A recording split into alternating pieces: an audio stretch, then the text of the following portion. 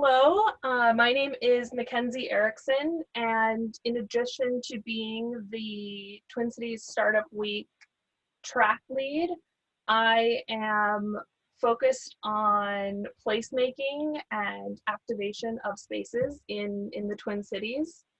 I am in a bit of a career shift myself, and that is why I am happy to be moderating this panel today, because we are at the intersection of Twin Cities, startups, that community, and then also the important conversation of development and how Minneapolis and the Twin Cities as a whole is growing and changing.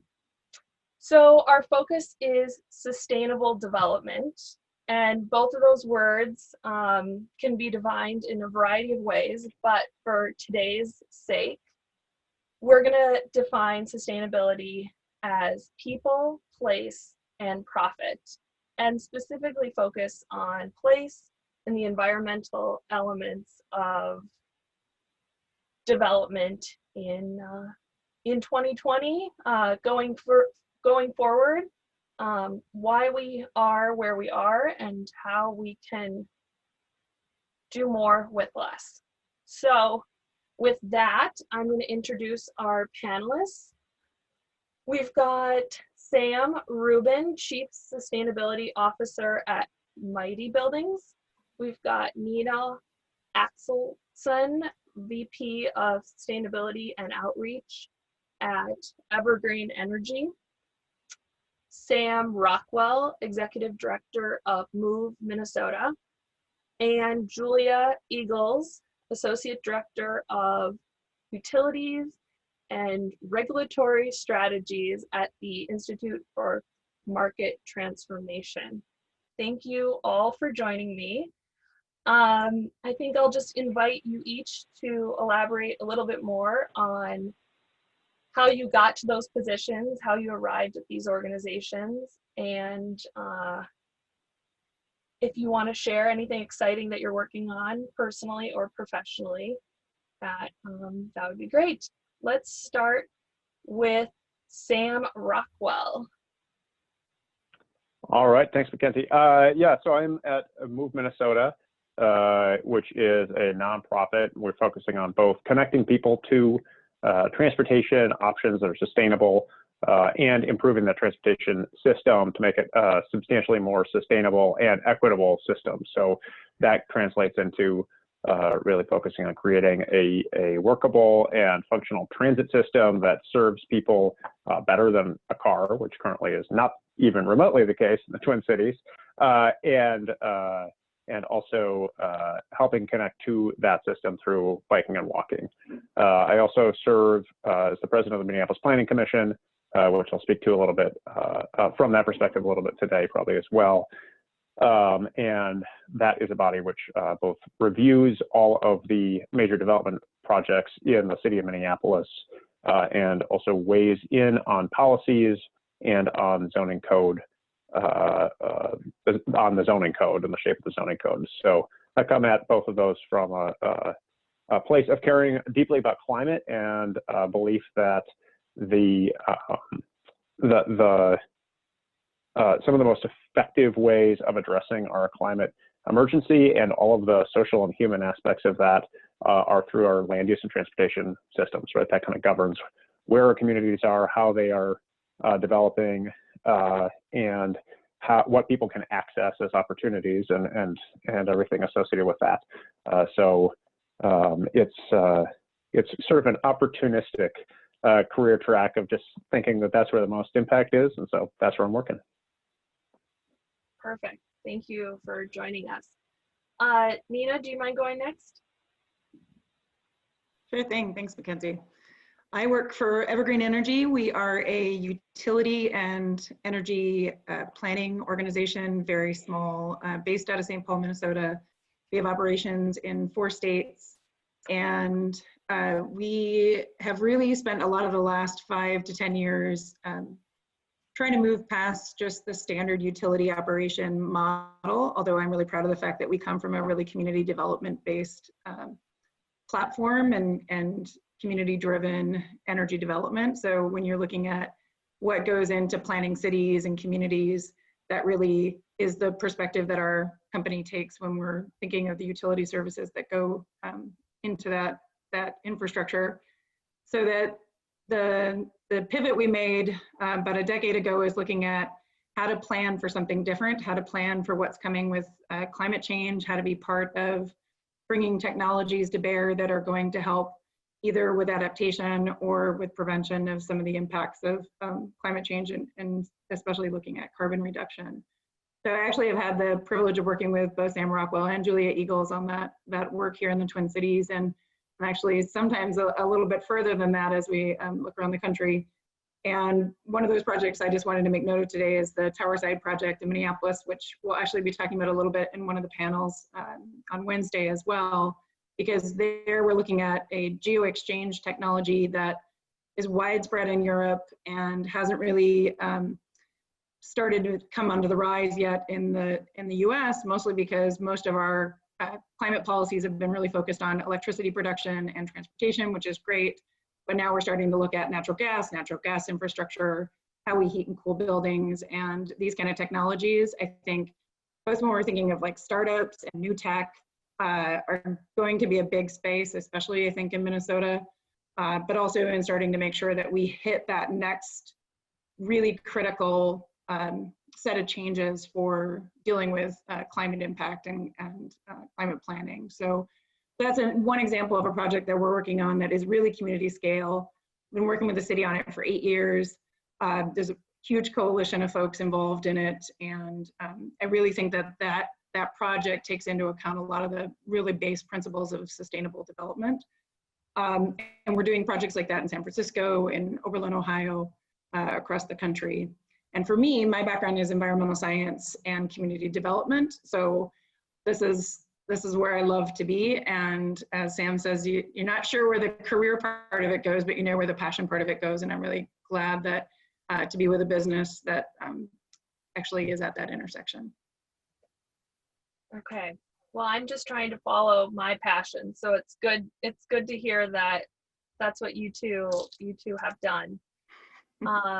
Julia, can you tell us a little bit more about yourself?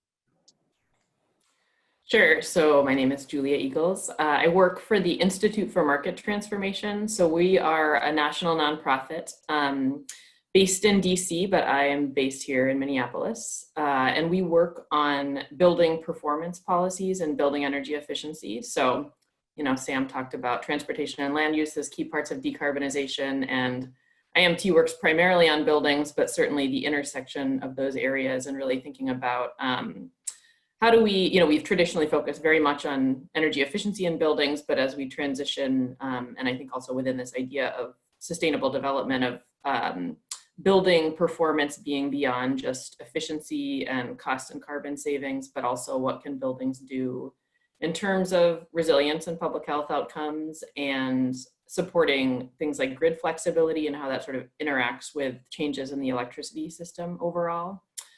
And my role is particularly focused on engaging with utilities and utility regulation. So IMT does a lot with cities and cities passing policies related to buildings. So we know that there's a lot of ambitions in cities, in particular at that scale, to address carbon and climate change, and in transportation and the building sector in particular. And that in building efficiency and building performance, utilities are key partners in that. And how do we enable and empower cities to do more to push their utilities and utility regulators to move quicker towards some of those solutions. And previously I was at Xcel Energy, so I did spend 5 years at the utility and what I think is a leading utility around decarbonization goals, but I think there's a lot more potential for efficiency and demand side resources and kind of the flexibility on that side of things. And so IMT is really focused in that space, and I was excited to move to an organization that's looking to achieve more of that untapped potential around building performance and grid connected buildings too, which is another piece we could talk about today. So perfect. Thanks. And then last but not least, we have Sam Ruben. out in the Bay Area. What are you working on? And I'm looking forward to hearing your perspective from the Bay on the Twin Cities. But tell us a little bit more about yourself. Certainly. So I'm the Chief Sustainability Officer and one of the co-founders at Mighty Buildings. We're a startup here based in Oakland that's developed a unique 3D printing technology that allows us to produce prefabricated units with zero waste. So we're helping eliminate the 3 to 5 pounds per square foot that normally goes to landfill in a traditional construction. And we're also able to do so in a way that really increases the energy efficiency of the structures. So making it pretty easy to meet California's zero net energy standards, or even go beyond that into things like passive house and other standards that are kind of really leading the way in what it means to be a truly sustainable building in that regard. We're also working closely with UL Underwriters Laboratories, and are really proud to be the first organization and technology certified under their new 3401 standard for 3D printing in construction, which has actually been added as an adoptable appendix to the 2021 International Residential Code to allow, provide guidance to municipalities that want to leverage 3D printing as a part of their housing stock. And so what we're really trying to do is not only address the sustainability side of it as far as environmental, but also really trying to increase the throughput and the productivity of the sector by allowing the existing labor force to build more in order to really help close the affordability gap as well. So kind of looking at it both in terms of the affordability as well as that environmental impact. And prior to starting Mighty Buildings, I was actually working as a sustainability consultant, helping organizations identify ways to reduce their waste, water, energy usage, limit their employee transportation. Most of the times I'd approach it from the business perspective, so really talk about how it's going to provide savings to their bottom line, how it's going to improve their operational efficiency. Oh, and by the way, you have all this sustainability benefit. Just because you never know if someone's not already bought in on the sustainability side, it's easier to come at it from the business case without having to do all that lifting. And so a lot of that was based on my education at Presidio Graduate School, where I got a dual MBA, MPA, so public as well as business administration, focused on sustainable management. And that's been something that's been really great with Mighty Buildings, is I've really been able to leverage both aspects of that, because a lot of what we're doing is in housing, and so the safety and the regulatory side of things is really important, as well as the business side of things. And so it's been great engaging with planners, building code officials, and really working with them to understand where their pain points are, how we can best make sure that we're serving their needs. And that's part of why we've been working with UL and working on getting it into the code is also. And so really, we just launched out stealth mode beginning of last month, but we've already delivered a couple accessory dwelling units. This is actually one of our 1-bedroom units that we put in San Diego that's behind me. We also got studio models, and we're starting to move into starter home size single family. And we just have signed a contract with a developer in Southern California to do multifamily ADUs on their multifamily development properties. So really have a long-term vision of being a tool for industry with printing hubs around the country and around the globe to serve various markets, and also to create jobs for those markets. Wow. Okay, well, thank you. I'm glad to have your perspective today. You know, kind of along the lines of housing, for the 3 of you that are located here in the Twin Cities, what is the current state of, when we look at the intersection between sustainability and development, where are we at when it comes to housing? And then maybe we can look a little broader, or on the other part in terms of commercial development.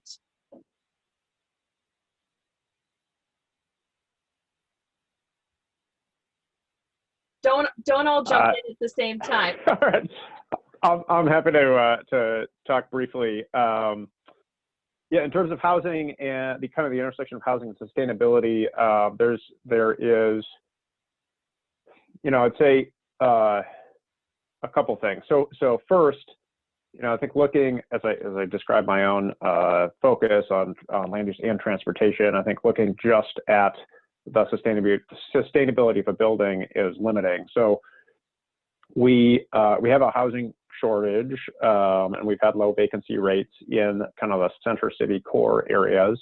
We still have a very hot housing market, and we know that sustainable and affordable living, so your transportation and land use emissions and expenses together are much lower when you can live in denser areas, right? So one, the state of sustainable housing is that we don't have enough housing in the places where it's more sustainable to live. And then two, we have been making, I guess I'll speak from Minneapolis' standpoint on that front, on the how much do you have front, some good advances. We heard from Sam about ADUs in California. We legalized ADUs here in Minneapolis a few years back, and have start to see some of those get developed.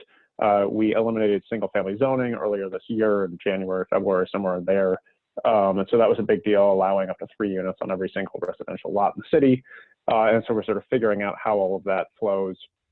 I think when you look at the kind of zoom in from the macro level, which I'm talking about, to the individual building level, we have a long way to go.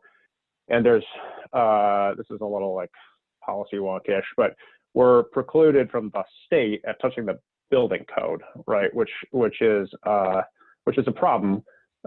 We heard about cities wanting to, from Julia, address building sustainability, and frankly, we have our hands tied in a lot of cases because the city of Minneapolis, for example, any city in the state of Minnesota, cannot require anything above what the state building code requires. So from an individual building standpoint, there are ways that the city is kind of creating some incentives, creating conditions when developers are looking to do something above and beyond, creating some retrofits, so on. But there's a long way to go on that front. Yeah, I'll chime in with that, Sam. Thank you. That as someone who works at trying to implement technology solutions for sustainable development, the challenge that we seem to run into in the Twin Cities is that you don't really have a technology solutions problem. You have those kind of limitations like Sam talked about, where if you're coming in with a new technology that's new to market, even if it's widely proven someplace outside of the market, and if you don't have a 10%, let's just use that as a number offhand, economic benefit, or if you can't meet a 5-year upfront cost payback turnaround, which is basically impossible in this kind of energy infrastructure. You have a lot of folks who will say, I just am going to do this one more project this way to see if the policies change on the other side of it. So you have to really bring something big and bold and at the same time somehow easy, and to entice developers to do it. And almost every single conversation starts with, yeah, we're committed to the environment and we're committed to sustainability. And Sam's laughing because he knows that as soon as then you say, okay, well, that means that you have to try and meet like the state standards here for Sustainable Building Code 2030, which is an opt-in for non-public entities. You're supposed to be 80% above 2005 standards right now. And nobody private, not nobody, but very few people privately are opting into that, even though we've said that's where we need to be to address climate change. So I really think we have a financial issue. If I were going to invite entrepreneurs and big thinkers in here to solve the problem, it's how do we finance these things in a way that the developers can opt in? How do we scale the technology solutions quicker locally so that they feel safe?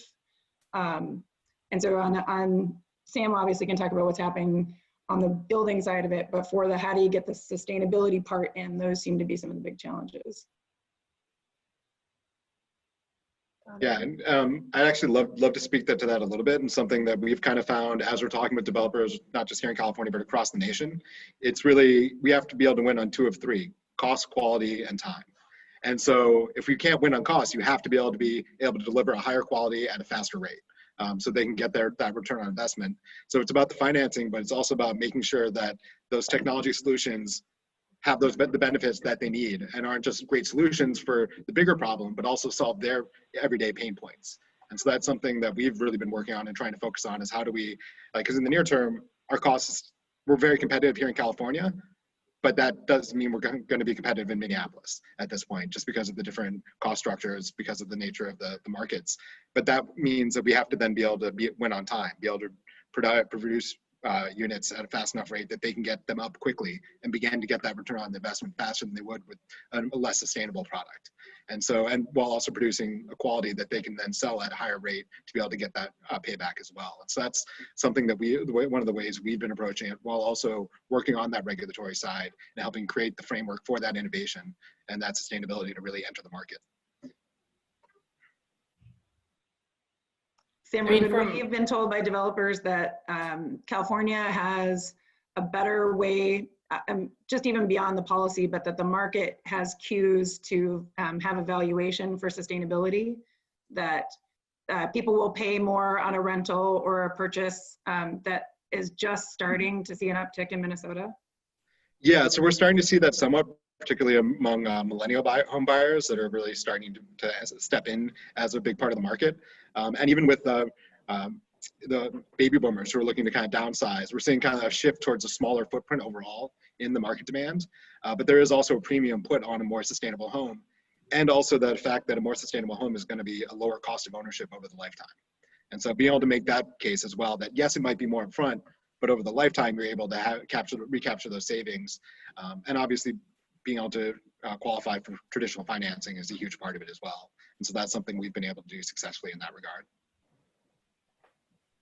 And I think that's a challenge IMT is looking to address from a policy perspective, not necessarily just specifically in Minnesota, but really thinking about as we look at policies that are advancing building performance, how do we make sure that's not exacerbating affordability issues? So recognizing that there's really a need to have the, sustainability supporting lower operating costs in the future and keeping, costs low for utility payments among residents, but not making that drive costs up overall. And I think we are seeing, a real sense, I will say, of urgency in terms of there being somewhat of a crisis here in the Twin Cities around housing. And so ensuring that we're also enabling things to move quickly to respond.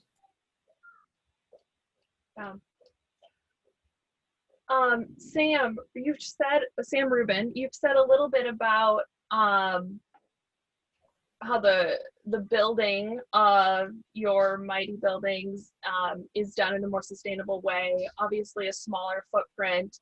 What are other elements of sustainable development or sustainable build, when people, can you just kind of define that when it comes to what you're building or what you're kind of seeing people are looking for? Yeah, so in terms of environmental impact, one of the big areas is also the ability to do it in the factory so that we're minimizing the actual impact to the build site, reducing the time spent, reducing the disruption to the existing the land, which obviously can help minimize the overall impact of a build. We're also seeing a lot of interest in things like water source heat pumps, like looking at how to, and part of it's really being driven by the regulatory structure.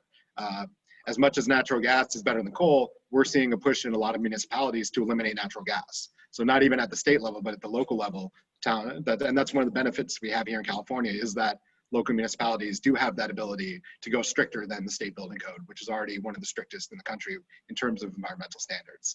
And so that's been a big driver. And we're also seeing, particularly now with the fires and everything, people are dealing with the reality of climate change in an impactful way that just, it's different. And it's really, really hitting home for people in a way that it may not have before. And it's also driving a shift to moving more towards urban centers because we can't build in the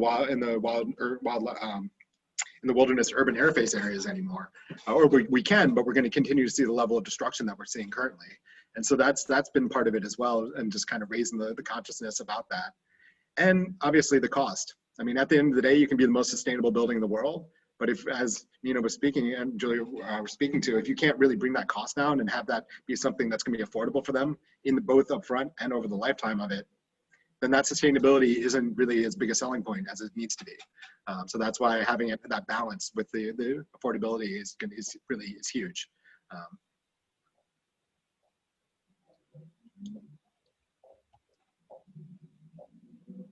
So when we think about the Twin Cities and what we're hoping to achieve, what are we hoping to achieve here? Like, what do we kind of see in the near future for something that's obtainable, but also inspirational? You know, what are we hoping for? You know, 10 years is not much when it comes to development. I'm sorry, excuse me, 10 months is definitely not nothing. 10 years is not much when it comes to developing. But what do you all want to see? And then longer term, what's more aspirational?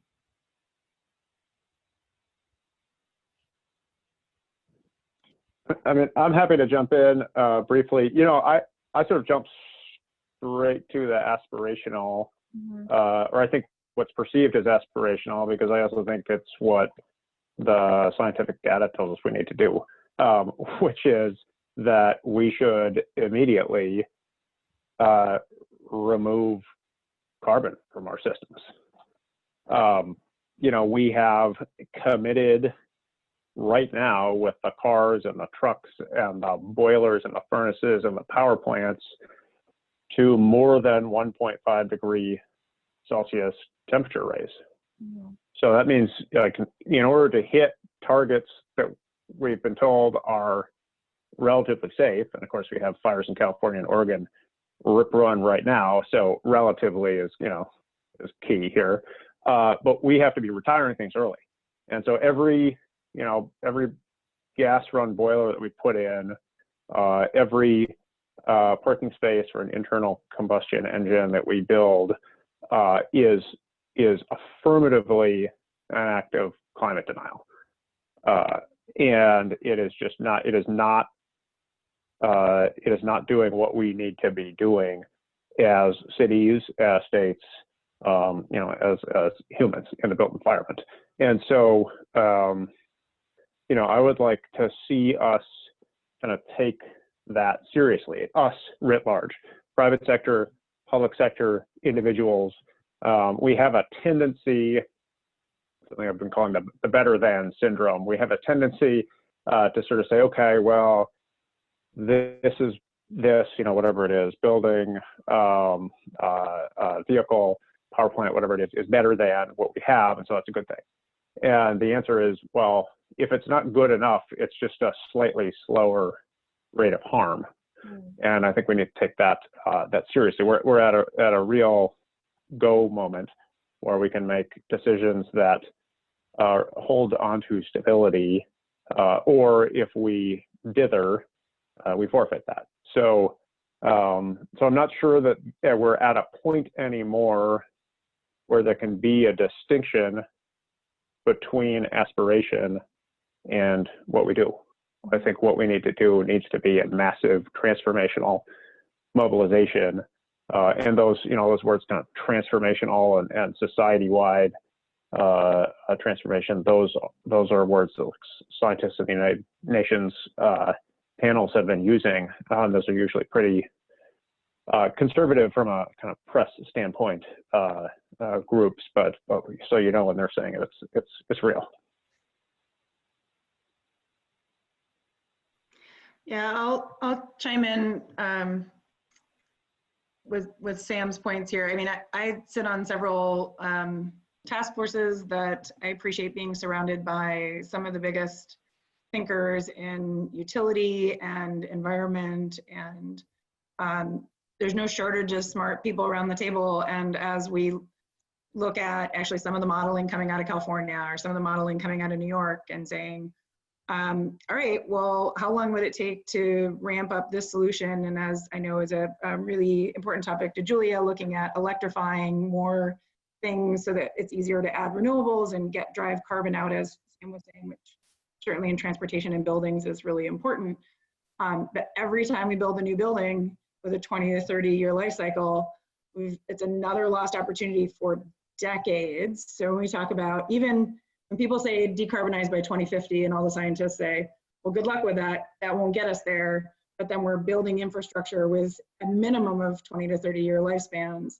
And if you start to look at it and look around your city and say, we've already completed 65% of the construction we're going to see in the next 10 years. we've already got most of the road infrastructure. It just puts a fine point on how important every single project is, and also makes it feel a little impossible because you're not going to flip every single project in the right direction.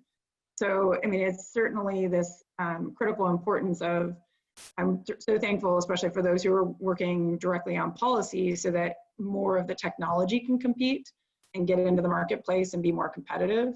I think, again, I'll come back to, oftentimes the finances actually can be really close. And as Sam Ruben said, you can show people this actually has the same payback over a 10-year, 15-year, just stop looking at it a 5-year cycle and financing things differently. So, I mean, I look at it and say over the next 10 years, we have to stop building buildings the way that we do. We have to be willing to add 10% cost so that, and make sure that we show the savings back to tenants, back to all the different people who will pay into the system. And we have to collectively make that decision that we're going to change the way we build things, and we're going to look at the costs and the financing differently, and be really loud and outspoken and ridiculous about making sure that people know the technology is available. And especially, again, speaking to a startup community, come to us. Let's go figure out how to show people that this stuff works. I'm thrilled Sam Ruben has his solution behind him as a reminder that this stuff is already in the marketplace. I was just going to add on the vision piece, and Sam Rockwell referred to this early on around the Minneapolis policy around rezoning and the 2040 vision that the city laid out. And this is a Minneapolis resident, not through IMT, but you know, that really focused on both addressing the climate crisis and also correcting racial inequities in zoning and that history in Minneapolis. And so I think, you know, here as we think about any development or kind of visioning for the city, it's balancing those two things and making sure that they're not working against one another. And I guess, yeah, looking for opportunities for when we might do both, and that we ensure that that benefits from sustainable development are enjoyed by everyone, and even more directed to those communities that have had disinvestment for a long time. So yeah, I think that's one piece. And that's also, again, something that as we think about the policies that we're advancing, I mean, cities across the country are certainly focused on that and wanting to pursue those two things in tandem. And think about how we bring that into decision-making across the board. And then the other piece, just in response to what Nina said, I think, yeah, clearly, certainly with any new development and new building opportunities, we wanna make sure we're not missing the chance to do all we can around sustainability, but we also really focus on existing buildings and, you know, think about sustainability as working as much as we can with what we have. And so what are the ways that we can also ensure that our existing building stock that is responsible for so much of the consumption now is also getting those deep retrofits.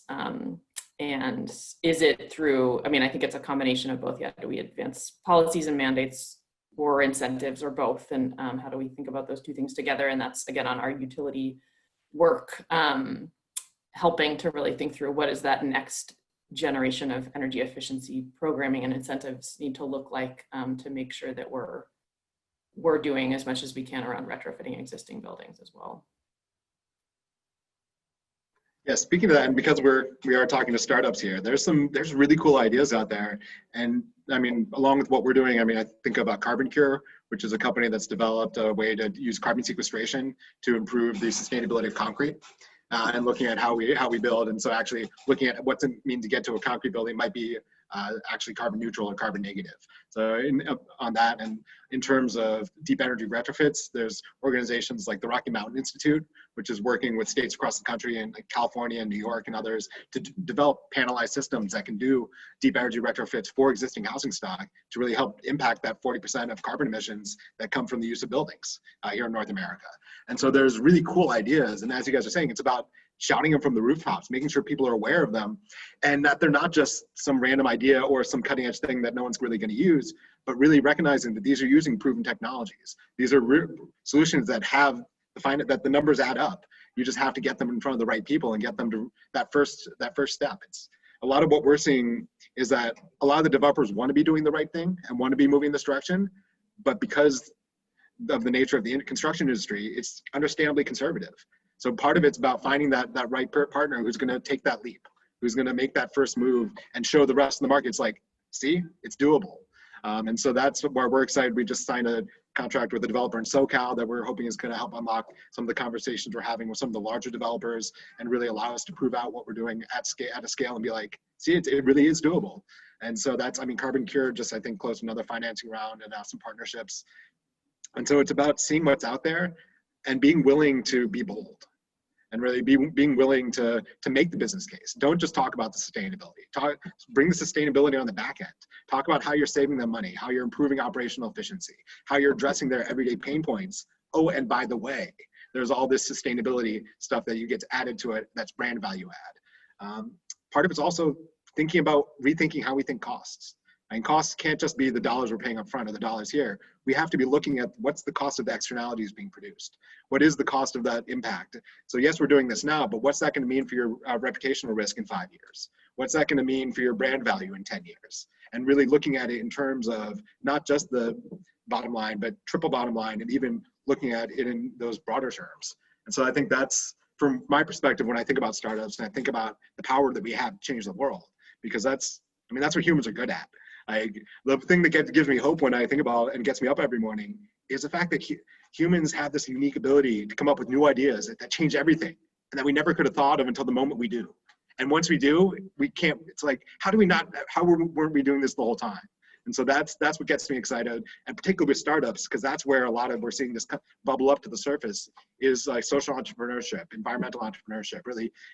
So startups that focus on that impact and that social mission, that environmental mission, as well as, sustainable lighting, as well as what they're like the actual bottom line. But you have to have that ability to stay in business to have the impact in the other ways. So, yeah, if I can piggyback on a couple of things that were just said. I mean, I think Julia makes such a great point about we have certain commitments we've already made to the buildings we live in and to the built environment around us. And I know both you and Sam Rockwell work within that realm to say, well, let's try and make the best out of what that is, and especially on the deep retrofits and making sure that that's an equitable opportunity as well. And it just always reminds me of the simple, don't let the perfect be the enemy of the good, right? That nobody's gonna wave a magic wand across our country and fix all the things.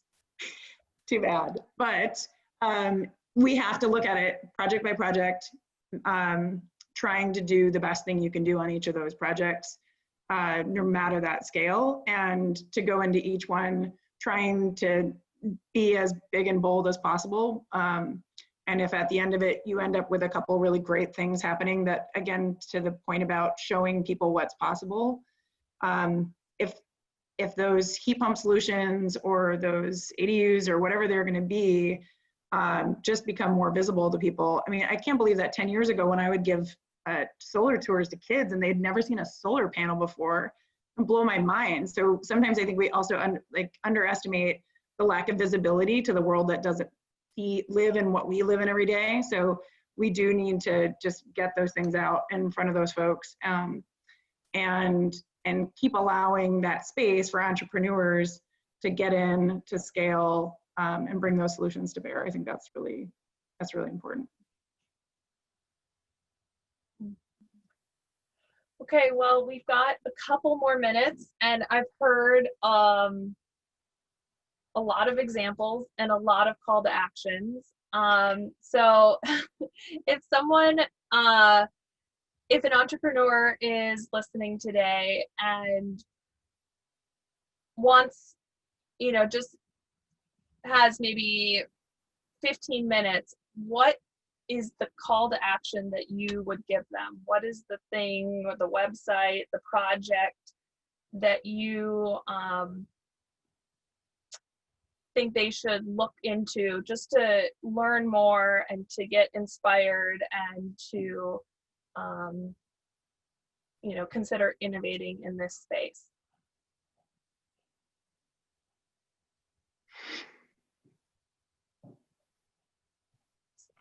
Sam Ruben, is it your website? Oh yes, well obviously, selfishly, you should check out mightybuildings.com. You should also check out our YouTube, youtube.com/mightybuildings, where you can see some videos of our technology in action and really get a sense of what we're doing. I think those are really some great. The Housing Innovation Alliance is an organization that's doing some really cool work and moving modular forward and kind of seeing different ways we can do there. Rocky Mountain Institute, who I mentioned before, has some amazing programs, and they're working with startups and companies. They're a nonprofit, but kind of bring that public-private, nonprofit nexus together to really leverage all those. Those are three that come to mind. But yeah, obviously you should check out mightybuildings.com. Okay. That will be 15 minutes. Those are 15 minutes I will spend. Julia, do you have a quick homework assignment, a call to action?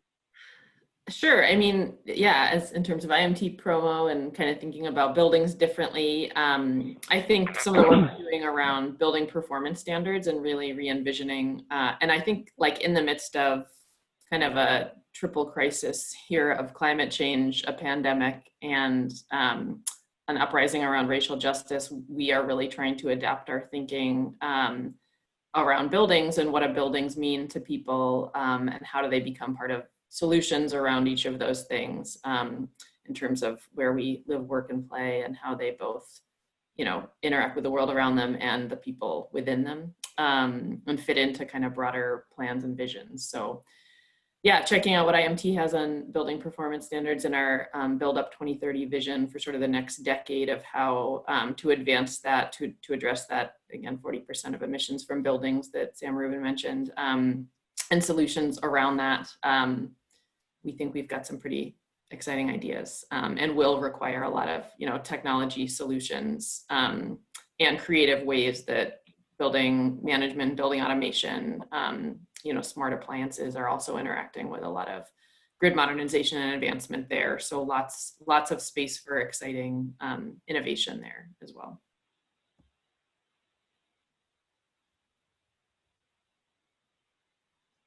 Sam Rockwell? Yeah, I've been reading a kind of a handbook on how to solve the climate crisis called Rewiring America by a guy named Saul Griffith. It came out just within the last couple of months, and I think it's really a great perspective, and it shows that we actually can do what we're talking about with the technology that we have right now. And I think and it does an analysis of there's major job opportunities here and so forth. I think one of the key points that handbook, which is a free download, Rewiring America, talked about is the fact that we can do it with the tech that we have. And I think that's so important to understand that we've touched on this a lot.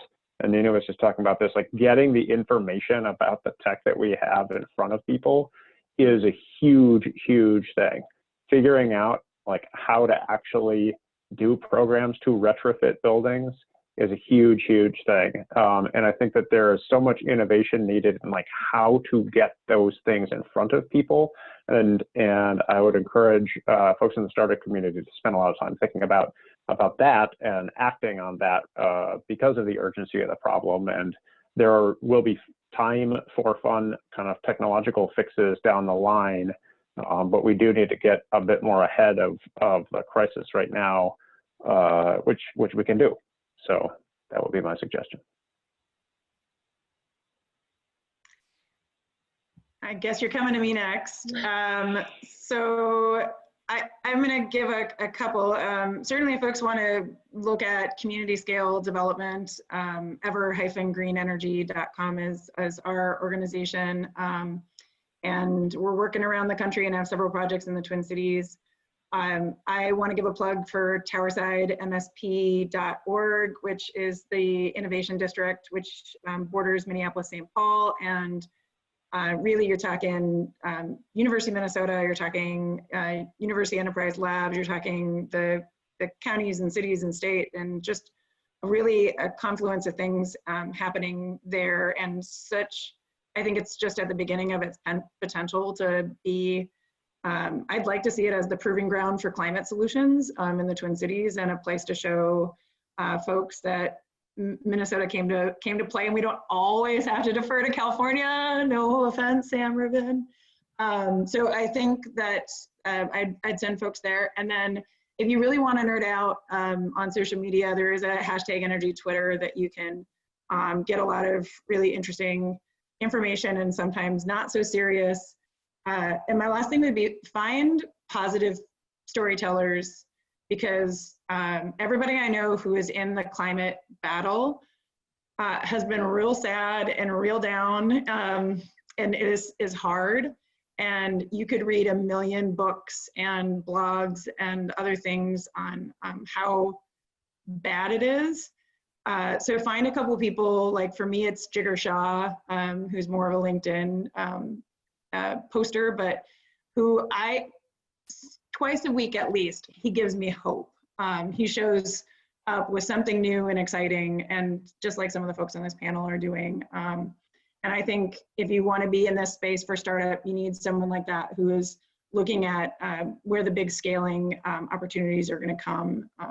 And so to me, the tower side is the where for the Twin Cities as an opportunity, but there's a lot more going on in this conversation that keeps me hopeful. Well, I don't have a call to action for the viewers, but I feel a call to go to grad school. It's been really inspirational, and just hearing from you all today, and there are so many things that I want to know more about, need to Google, and so thank you for your time, and yeah, I'll be taking all of those actions. So. Any final mention before we sign off and close this out? I'll just say one other thing. For... Nina inspired me. I was going to add the other hopeful thing I just saw is that the Energy News Network just posted their 40 under 40 nationally of like thought leaders in this space, and the organizations and individuals and diversity of representation there of like what and this is in the energy industry in particular, what folks are capable of was really inspiring and hopeful. So I'm hoping, we're going to see more solutions, and particularly from future generations of people in this industry. So. I'm just really thankful for the opportunity, and really excited for all that you guys are having this panel and this whole day dedicated to sustainability and startups. But I think there's some great ideas out there, and I know there's some people who are coming up with some new ideas every day. So I'm really excited for what the future holds. Okay, well, thank you. Thank you, everyone. Yep. Yeah, take care. Thank you.